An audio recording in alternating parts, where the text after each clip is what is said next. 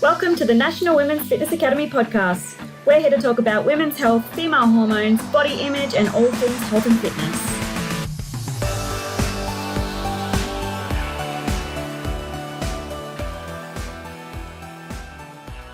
Hello, girls, and welcome back to another episode of the Women's Fitness Academy podcast. I'm your host, Siggy, one of the WFA's educators and a women's online coach. Today, I am joined by the lovely Kristina Angeli, who believes every woman should be supported to be her absolute best and her most confident real self.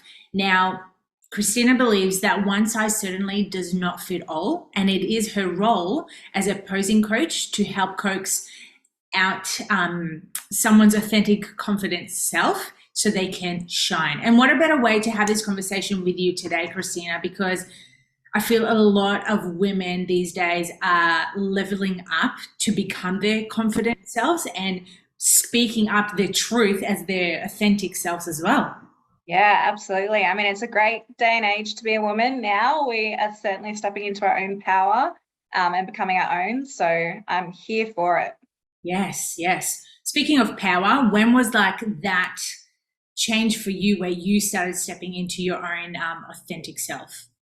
You know what? It took way too long, I would say. It took longer for me than I think it should have. And, you know, when I finally started stepping to in the past few years, I would say actually stepping into my true self. And it probably did align when I started posing coaching. And, you know, I started to empower others. And I found that the things I was telling women were things I strongly believed, but probably wasn't doing for myself. And feeling in myself, you know, you've got to be confident, you've got to love yourself in all body shapes, you've got to be this. And, you know, I was saying these things, and then to myself, I was like, work harder, be better, do all that. So it's been a slow journey for me, but one where I'm finally coming into loving myself in all of my stages of glory, and feeling really comfortable with who I am and what I've achieved. I love that. It takes me back to the days when I just started coaching and I used to tell clients to stop binge eating, but I was doing the polar opposite. I was binge eating behind closed doors. So it's like you're telling someone to do something, but then you're doing the polar opposite. Absolutely. Absolutely. And it is, we're so tough on ourselves. Yes. You know, especially as women, the expectations we have to be wives, mothers, daughters, friends, you know, show up to work, have your makeup on, you know, be smiling all the time, go through your cycle, but pretend like you're not in pain. All of that, it's just so many expectations. And I think once you just finally learn to love yourself from the inside out, that's when all of that external noise just dissipates and you can really just be there for yourself, be there for your clients. It's so interesting that you brought that up. I don't think I've had this conversation with someone previously, but setting those expectations for ourselves. And like you said, we're so hard on ourselves, but we're so kind to others. Yeah. It's, again, like it's a great time to be alive, but sometimes we just have to like catch ourselves and be like, okay, why are we being so hard on ourselves? Why am I telling people to be kind and loving, but yet I'm here going, if you don't get this shit done, you can't go and do whatever it is. Yeah. And you have to start with yourself. And that's hard. It's hard to, you know, do the internal work and do your shadow work and figure out, you know, what triggers you and all the bad things that have happened to you in life that we all has to come through, and, you know, treating that part of you with empathy and respect, like we treat others with empathy and respect, and we don't expect them to be perfect. Can't expect yourself to be perfect. You can just doing the best you can. We're all doing the best we can. Yeah, exactly right. I love that you mentioned that you've been doing the work around shadow work and triggers. Yeah. I sense this is a really big thing lately for a lot of people wanting to heal, and shadow work is tough. Yeah. Oh yeah. It's tough. It's ugly. Yeah. Oh, very ugly. Yeah. It brings up a lot of uncomfortable feelings and triggers, like you said. What are some things that, you know, brought up for you during this work? Yeah, and I think before I want to say that, I want to start with, I guess, how I started shadow work, because that's one thing that always, you know, in me saying that it took me so long to find and love myself and find my true self. And I think it took so many years because I didn't know how to address it and I didn't know what I didn't know. And so I knew that I would get irritated at certain things, but then I would get irritated for being irritated and I didn't know how to address that. And so one thing I actually started with was journaling. And so it's just your mind flow onto paper. And I started doing it when I felt triggered. So it would be in that moment where I'm getting irritated at something, or maybe it's just afterwards and I've had an outburst. And I'm like, right, let me just write down what's happening in my brain, and not actually judging it and not thinking about why I'm writing that, or, that's wrong or that's right, or stuff them, that was really mean. Just kind of looking and feeling like I was in a bit of a third party outside of my body and just looking at what's being written, acknowledging it. And then it just all lifted and I got the ability to move on. And I guess to your question of what did I find and what came up, it was a lot of my own need to be perfect that I was projecting. So, and I think this quote sums it up perfectly. It's like, the key to a happy life is to expect a lot of yourself, but nothing of others. So you want to be the best you can be and you want to, do the best that you can do. And you have to do that with love and respect for yourself. But what I was getting triggered at was, my partner, I would come home and the clothes weren't washed. And that would just frustrate the crap out of me. I'm like, why haven't you washed it? Why haven't you done it? And that was me projecting my own things on him. I hadn't set that expectation with him. I hadn't told him that. That was an internal expectation I had that I was projecting onto him. And I think sitting through all of that, that's really yucky. That's really uncomfortable and it's hard to admit. And sitting in that and working through that just by really journaling and just that mind flow has helped me a lot to realize what triggers me and why and how to differently address the situations. I love that. Journaling has been a thing for me for so many years. I remember the first time I journaled, I was like 12, but not in a serious manner. Would it be like little girl stuff? But now when you dive deeper, I love the fact that you mentioned journaling, because before journaling, we would just hold our thoughts in our head and we would literally do our own head in. Because we have no space to process it, where now you have literally a pen and paper and you can write all the thoughts down and all the triggers and whatever that's, hurting you or the stuff that you're wanting to say out loud, but you're not supposed to. Yeah.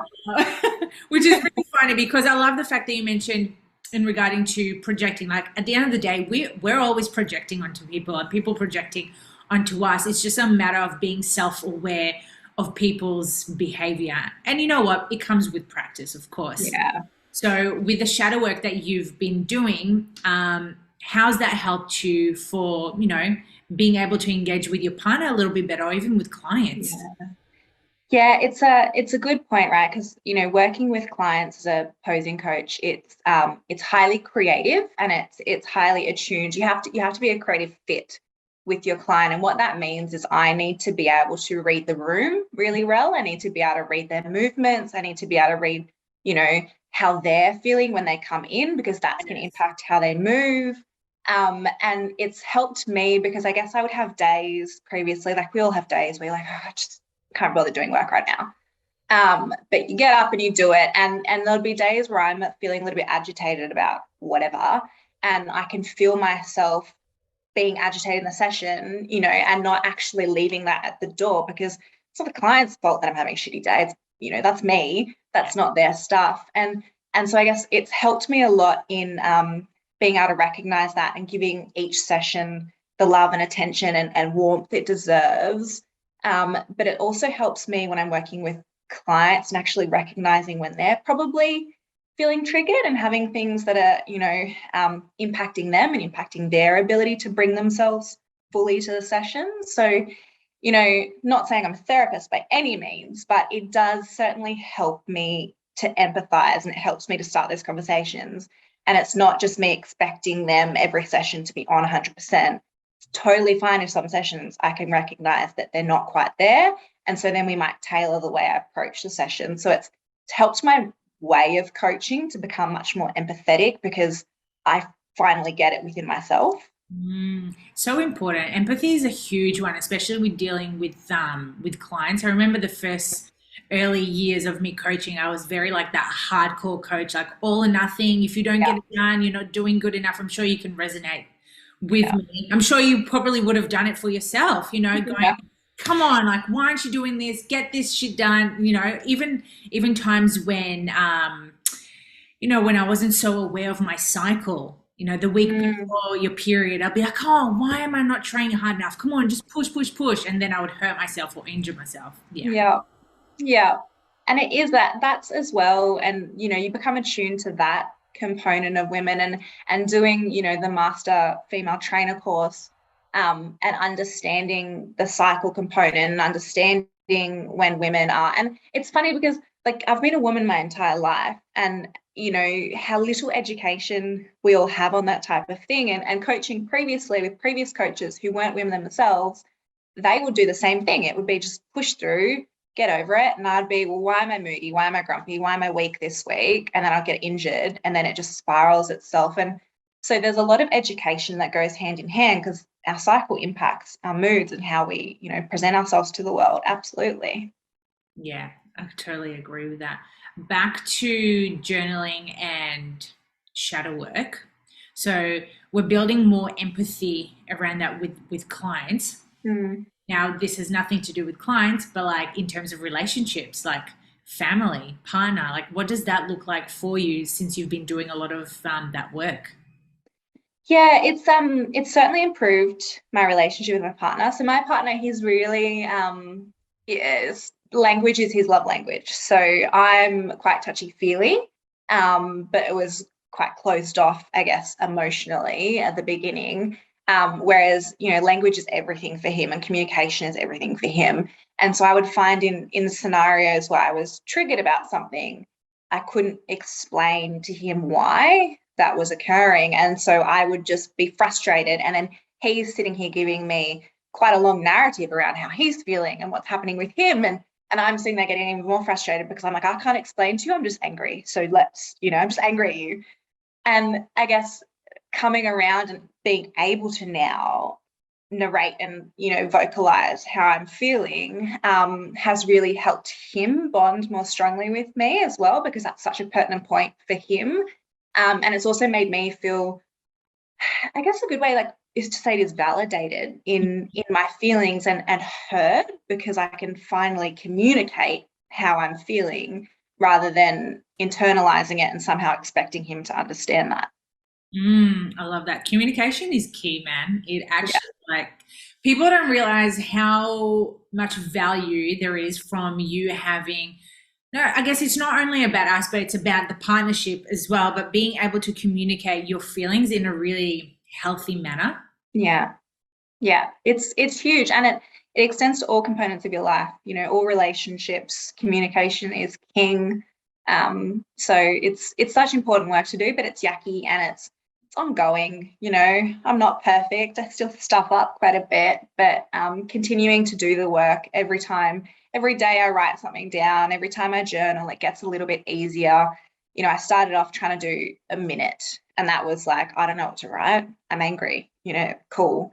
And I would just block it off. And then I would start to write a page, and then I start to write 2 pages. And, now I have a timer for 10 minutes, and it's like it just flies by. So it does get easier.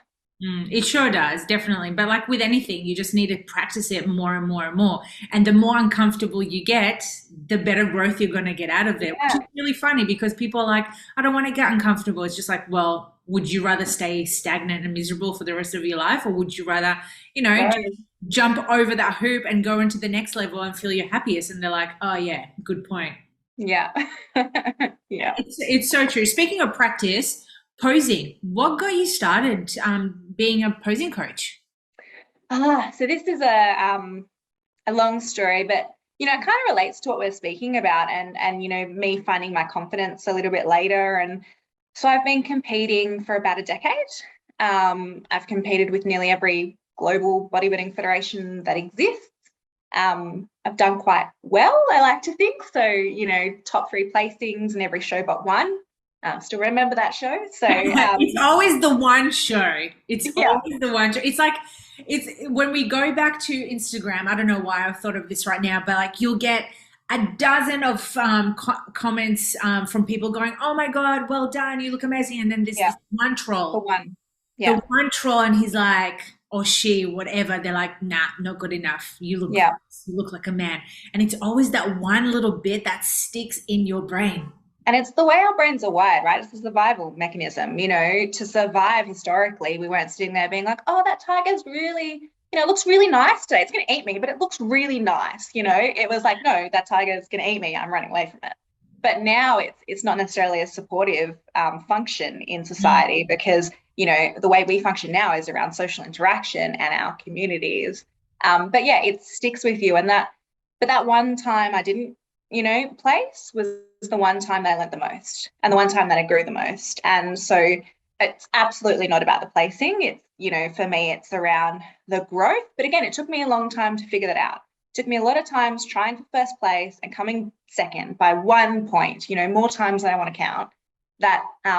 And then thinking, oh, okay, I'll do it again, and getting agitated at myself. And then finally realizing and I guess doing the work to determine why I'm actually competing, which so many other reasons, which is one of the reasons I got into coaching. So, the decade of competing, I think it was like I did 7 shows in 2 years or something ridiculous. Wow. And I was loving it and I was really in it.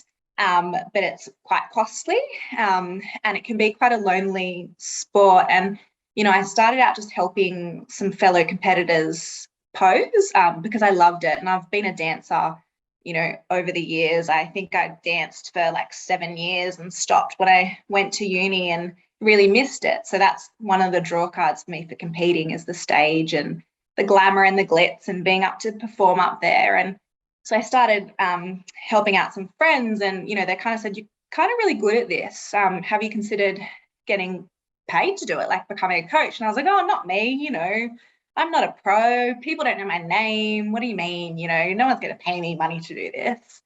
And it was only until other people believed I could do it that I started to believe I could do it. And I wish in hindsight that I just invested in myself to begin with and started all those years ago because, I think about where I could be now and the amount of girls I could have helped. But it started slowly and it started with some friends and, I guess from word of mouth, it's just spiraled into something that I really love. And I guess what keeps me in there is the same thing that keeps me competing. It's the confidence I get from it and the confidence I see my girls get from it. It's, the progress, it's the emotion that goes into it and the dedication, the time. And when you finally get up on stage and you see yourself in all the lights and glory and all your hard work and you nail your routine and you nail your poses and all of that is just so rewarding. And I love being able to share in, I guess, other women's journey to give them that as well.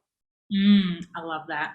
It's so rewarding to just be able to sit back and be like, cool, I did this. Yeah.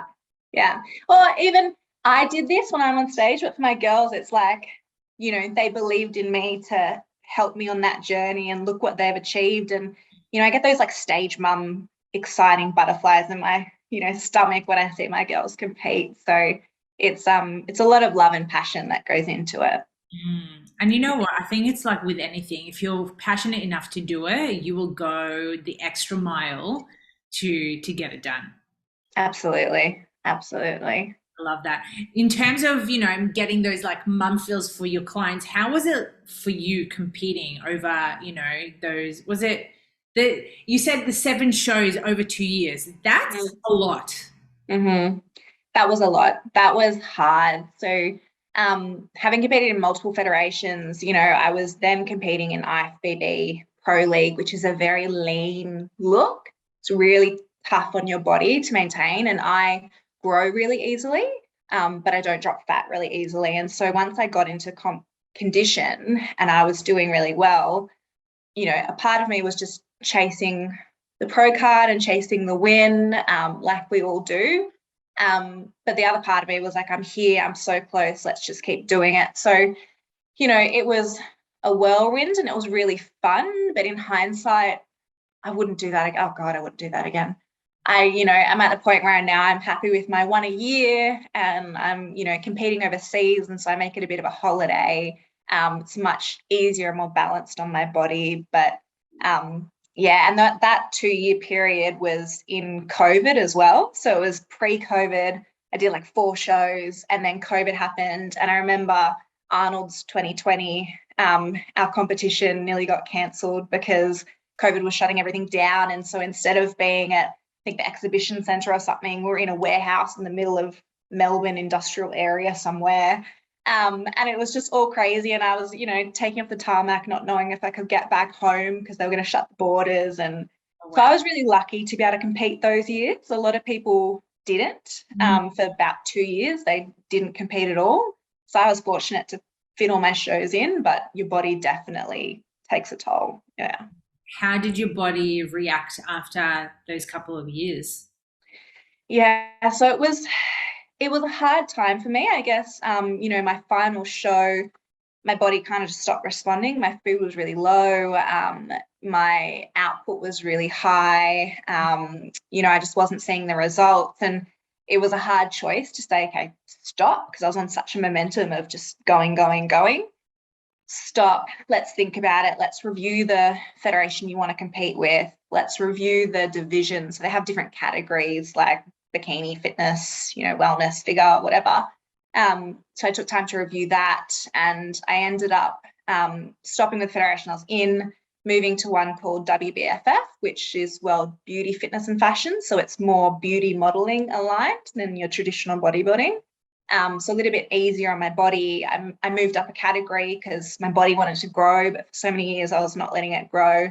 So I've moved into a bit of a space that's easier for me to sustain year on year. It's not as a dramatic cut, not as dramatic diet, but I can also grow into my category as well. So it was, again, the tough time forced me to grow and change and reevaluate where I was. And now I'm in a spot where I'm pretty happy.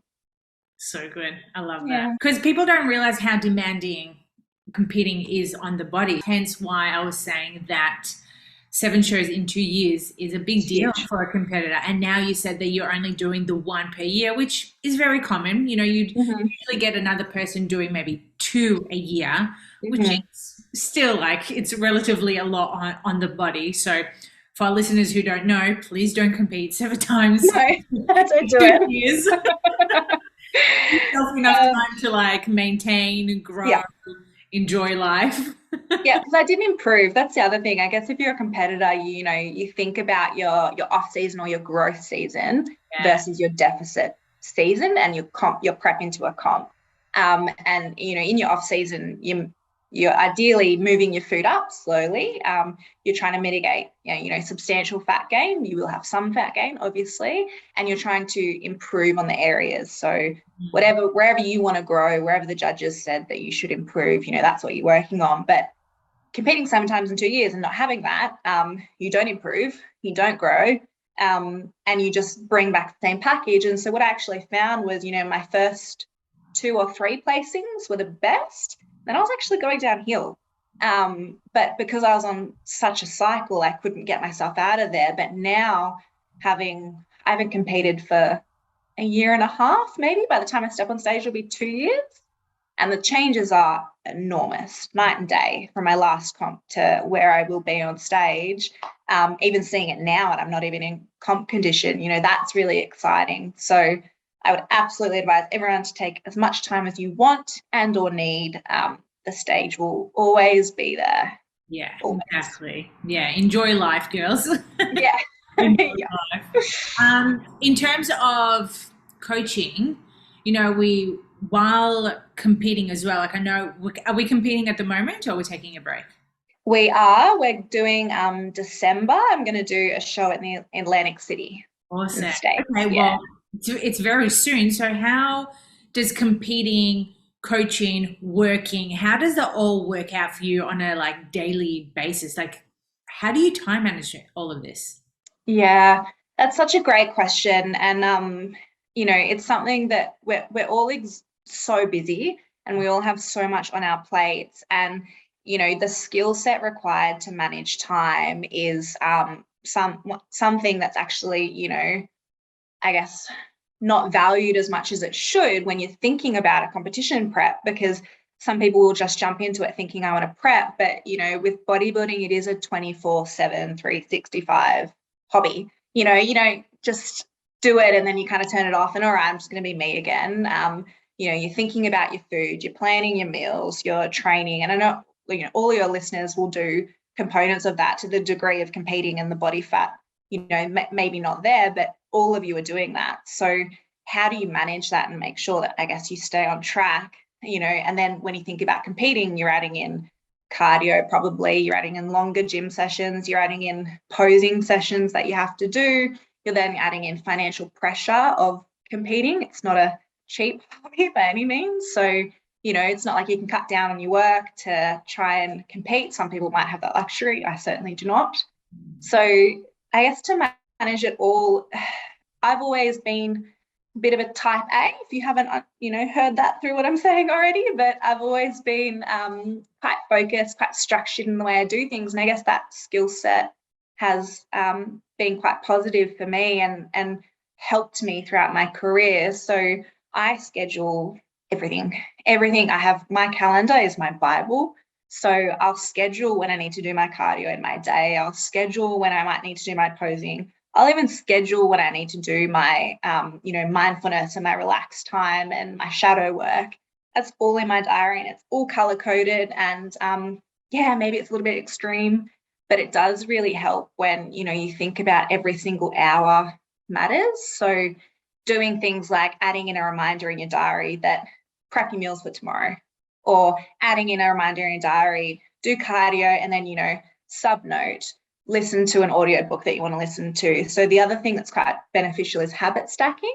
Yeah. And you've probably heard of that. Some of your listeners might, but that's when you know, you have one thing that you need to do and you stack on another positive habit on top. So a great example is doing cardio and listening to a podcast you wanted to listen to. That's habit stacking, and that's just finding time efficiencies.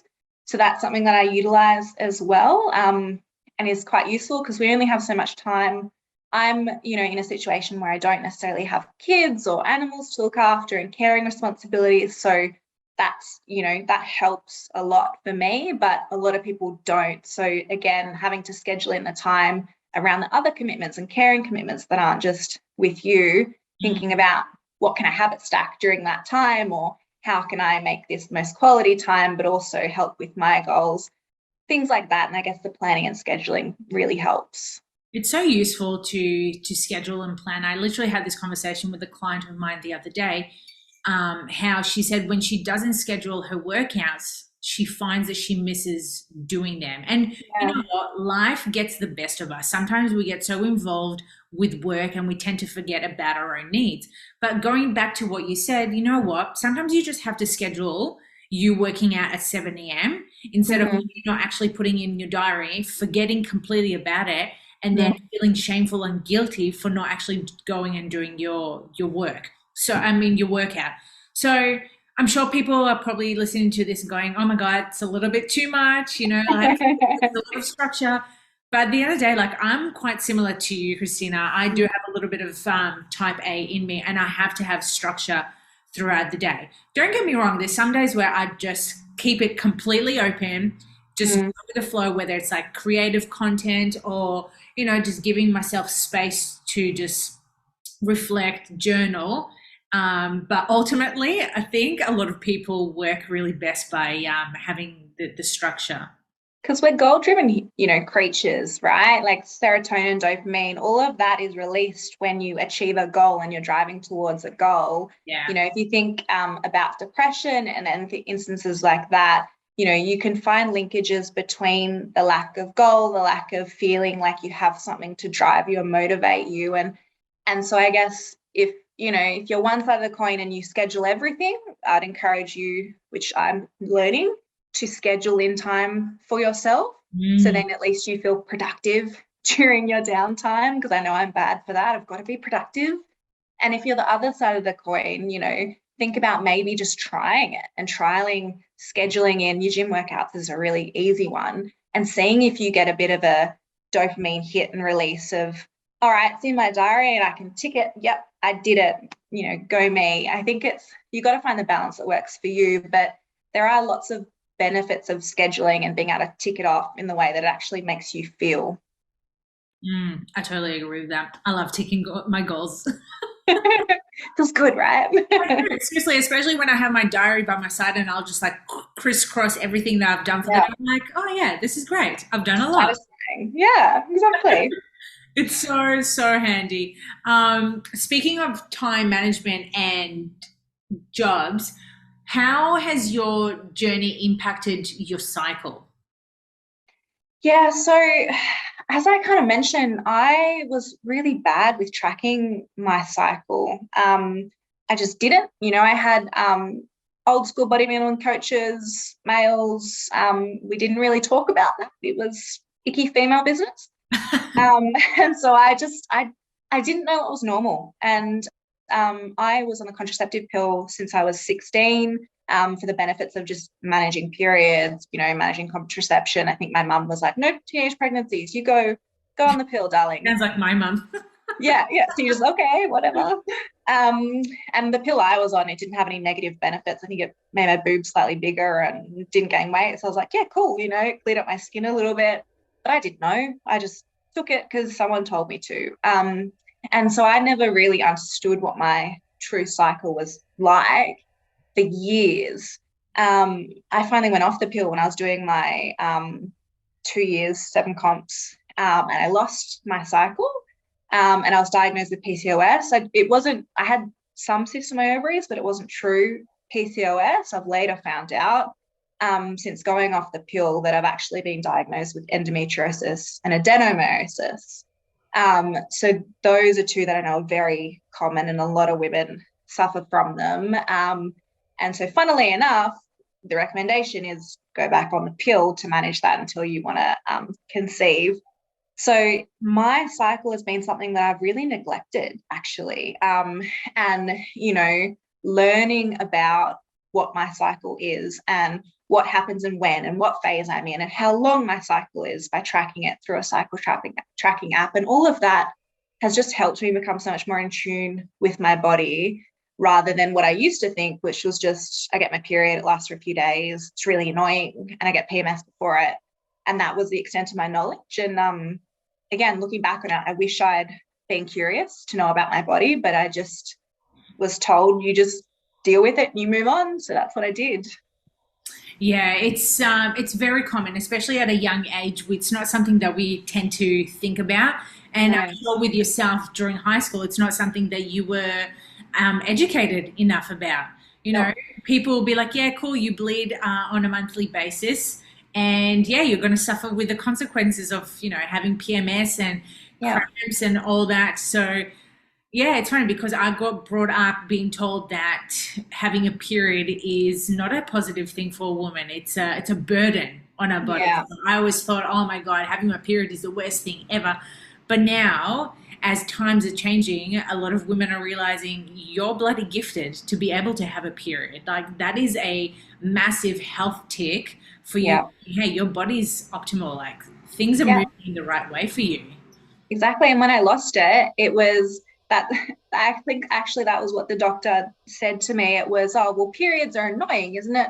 It's positive that you don't have that. And again, horrible advice. And I mean, not malicious. They didn't know better. They're probably trying to reassure me as a young woman freaking out about what's happening. But it absolutely is a health marker. And to have a regular cycle, it took me months to regulate from, I think, a 72-day cycle at some stages. I was down to a 35-day cycle and, now kind of getting down to the regular 28-day cycle. So, and being able to understand what's normal for me and all of that stuff. I get excited now when I can track my ovulation and I can track my cycle and, I'm learning about me. This is great.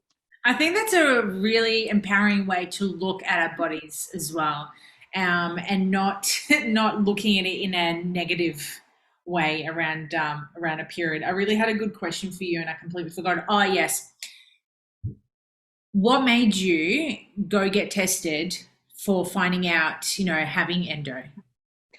Yeah, so this was something that my coach actually recommended. So one of my good friends who's now my coach, my first female coach, so we had all those discussions. It was, what's your cycle like? What's your bathroom habits like? I'm like, oh, why are we that's personal, but you need to know it, right? As a coach, you need to know what is happening with your women, to know if they're normal, abnormal, everything. And so it was working with her that she said, started talking about my cycle, and I started tracking to get the data of my cycle. And she's like, this isn't normal. And I'm like, oh, okay. I thought everyone was a little bit off and whatever. And she's like, no, this is like, yours is way off. And, as I was saying, 72 days, and it was just all over the place. The other thing I had issues with was cyclical back pain. So since I was 16, I was a dancer. I had a dance injury, a bulge disc. And so my cyclical pain, I assumed, because it would be at the point where I was training, I was told I should push through, and, I would maybe do something that I shouldn't have, and that would trigger my back pain. And so every time, I didn't link it to my cycle, I just linked it to, I've been pushing myself too hard, I need a deload, but I didn't. And, oh crap, I have back pain again. And it wasn't until the point where I came off the pill for a few months, and it became chronic. So I would seize up and I couldn't get out of bed some mornings, and it was quite painful. And I'm like, right, this isn't normal. I should go. And I went to my osteo, and he was the one that said, let's get tested for endo. It sounds like that could be what it is. And so that started me on the journey. So I guess it was, my coach looking into it and me thinking, it does make sense. Yeah, it is cyclical. And I was just ignoring it because I just pushed through and rallied on, and, finally getting tested, and I had to go for a few scans. And so another compounding issue that I have is ankylosing spondylitis, which is a rare form of arthritis of the spine. So my lower discs are quite degenerative. And then when they went in for an endometrial scan, they noticed the adenomyosis, so the thickening within the uterus, towards my spine again. So that made sense to me with the seizing and all of those issues I was having. And then they found endometriosis as well in the uterus. So all of it, I don't know which is the one that is the issue and which causes the pain, but it's obviously all compounding. And, the thing that felt good was finally knowing why I have cyclical back pain, because my assumption was it's an injury that flares up. People are in pain. This is normal. But, a 28-year-old who can't lie down for more than 10 minutes and then can't get up and is in excruciating pain isn't normal. So things like that, I think it's, if you notice pain triggers, especially if you notice they're cyclical, don't just think this is normal and okay. It's absolutely the best thing you can do to get tested. And honestly, if you have a GP that pushes it aside, get a second opinion. I think, medical professionals are getting a lot more educated these days into understanding what's going on. And, you will find someone who will be able to help you. And if you don't reach out to this community, they will know people. I'm sure there's people from all over Australia who have great doctors and great team behind them. So, yeah, definitely if you think something's wrong, don't just ignore it and move past it and try and soldier on. You're probably right. 9 times out of 10, there is something more there, and you definitely should get it checked. 100%. I really love that you mentioned that, because I truly believe by getting a second opinion and also listening to the symptoms that your body is presenting. Too often, like you said, would be like, oh yeah, cool, it's a back pain, I thought it was an old injury. But if it's common and it's ongoing thing, it's just like, maybe it's not just my back, maybe it's something, a little bit more. Yeah, absolutely. So, and it felt so good for me. It was traumatic, don't get me wrong, having one diagnosis after the other, it hit me like a ton of bricks. And obviously that has impacts on how I could conceive, and has changed the timeline of me, looking to conceive with my partner. And so it does have big impacts on your life, but it's so comforting and, again, validating to finally know, and to not just be told, just move on, that's normal, get over it, you get PMS, and to actually find out what's wrong. And so you can find the right way to manage it, not necessarily treat it, 'cause you can't get rid of it necessarily, but to be able to manage the pain and to understand, having that information and having that diagnosis does feel quite good. So you don't just have to live with it. There's things you can do to improve your quality of life. I love that. How has life been for you since, finding out these? Like, has it changed? Have you moved? Have you changed any things around? Yeah, so I found out like 2 weeks ago. So this is fresh. Okay, cool.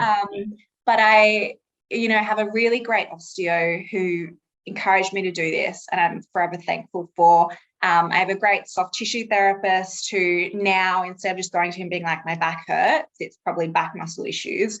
We can look at all these other, various issues around, look at my hip flexors, things like that.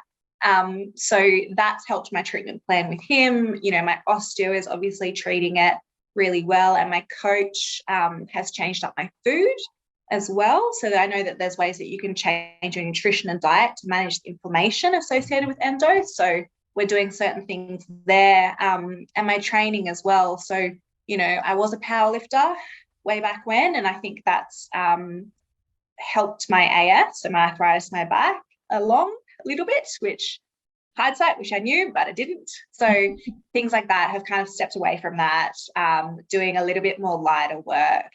And for me, it's very much, when I feel the pain, I'm doing something wrong. I know not everyone has that. Some people, for whatever injuries they have to really focus on how their form looks or certain things like that. But for me, it's really feel. So I've changed and removed, my heavy deadlifts, which were lots of fun, but not helping me in any way, shape or form. So have just tried to manage it and live with it. Movement's the best thing for me in the end of the day, which is fantastic, because if the doctor had said, no, you can't lift ever again, you can't compete ever again, I would have probably lost it. Yeah, so I would lose it too. Yes. And, if I had left it, who knows? That might have been the diagnosis. So get it checked, and then you can manage it early. Yeah, definitely. Yeah, you know what? I wouldn't say always, but sometimes you do have to listen to that intuition or that little voice in your head going, if something's not right, go get it checked. Mm-hmm. And women's intuition, right? We always know. Exactly, we do. We surely do. Even sometimes we don't want to know. We know. We know. We bloody know. I love that. So good. So obviously life is, has been a little bit challenging in the last couple of weeks, finding these news. However, by the sounds of things, we've got it pretty good. Like, we're handling it really well. And I love that, because it's showing such a positive aspect of someone with endo, how you can change your life for the better and not looking at it as a burden like we used to look at our periods. Yes, you absolutely can. And I had people ask me, so obviously competing is a passion of mine, and posing coaching, right? So a lot of the issues with my back, posing coaching is actually the worst thing for it, because we're sticking our butt out, arching our hips, sucking up nice and tall. It's all that pressure in the lower back. But being able to manage it and being able to push through, and then I guess helping others with the same issue. When I kind of announced it and told people what I was going through, so many women came forward with exactly the same thing. And, it's built a little bit of a community around it, because now I know when I'm coaching women with endo and, those types of issues, I know a lot better and can empathize a lot more with what they're going through and can help them manage what they're going through. So there's always a silver lining, and you can always push through it. I'm definitely not cancelling any comps anytime soon. I think while this was happening, me being me, I was like, yep, booking flights, yep, confirmed, non-refundable, great, like, just do it. But be careful about it, manage it proactively, and just listen to your body. Doesn't have to be all systems go, but you definitely don't have to stop the things you love. Yeah, exactly. I think it's with anything as well. Whatever hits you or whatever comes your way, or some form of curveball, it's just like, cool, all right, like, handle it carefully and notice like what changes you need to be made, because at the end of the day, you can make changes with most things. Hopefully. Yeah. Yeah, absolutely. Speaking of changes, how can our listeners get in touch with you? You know, if we have listeners who are competitors or women who are wanting to learn a little bit more about posing, how can they get in contact with you? Yeah, so I'm very active on Instagram. So my username is Miss Kristina with a K, Angeli. So it's Angel with an I on the end. If you look me up, you'll see me there. You know, I tend to post a lot of my posing videos, stuff of my clients, but also educational stuff, bit of humor thrown in there because I like to think I'm funny. I hope you all do too, but you know, yeah, you can definitely find me probably the best through Instagram, also on Facebook as well. There's nothing better than making people laugh, to be honest. You Seriously. have to. Yeah. You just have to laugh. If you can't laugh at yourself, and you can't laugh at, you know, the things that are happening around you, it's going to be a very sad life. So Right. you've got to have a giggle. 100%. Totally agree with that. Oh my God. Thank you so much for joining me today, Kristina. This My conversation pleasure. has been really mind-blowing. You know, we started chatting about shadow work, journaling, your journey about posing, and now we ended up talking about endo and changing different lifestyle. I think there's been a really good combination to our listeners going like, there's really cool aspects about life that, you know, they can start changing or improving. Absolutely. No, thank you so much for having me on. And I hope everyone listening got a little bit out of this, and it was awesome having a chat with you, Sig. Yes, I love it. Well, girls, if you enjoyed today's podcast, please make sure that you screenshot it, tag us at the Women's Fitness Academy, tag Kristina, tag myself. And then till next time, listen to your intuition. And if there's certain symptoms that are popping up, make sure you get tested, girls. Absolutely.